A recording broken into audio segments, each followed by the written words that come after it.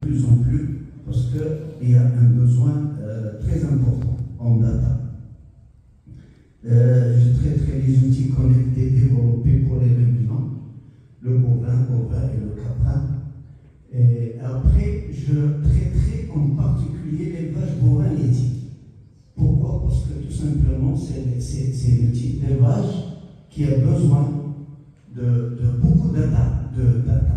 Nous, en tant qu'ingénieurs zootechniciens, lorsqu'on a commencé notre travail sur le terrain, et en encadrant les éleveurs, on a besoin de données.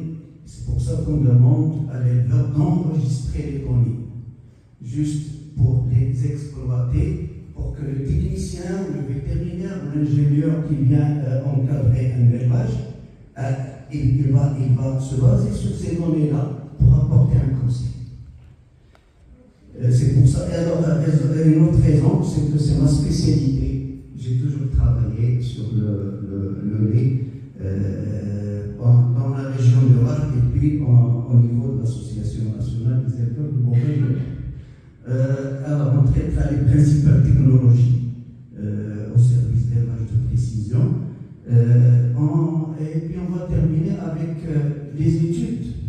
Comme on est dans un environnement de recherche et d'études, donc on traitera un petit peu quelles sont les études qui ont été menées dans ce domaine. Et on terminera bien entendu par les perspectives de développement. Alors les avantages de l'élevage de précision. Donc on passe de la précision à la prise de décision.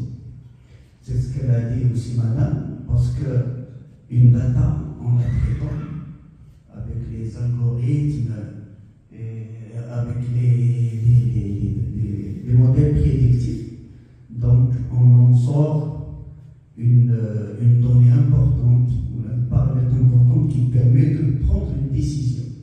C'est d'aller inséminer par exemple la vache laitière s'il est en chaleur, une vache qui est malade. Donc, on va la sentir très tôt et on va essayer de la traiter, etc. Je vais voir ça tout à l'heure en détail. Alors, tout d'abord, un schéma général sur ce que peut faire, ce qu'a fait la révolution numérique au niveau des pages.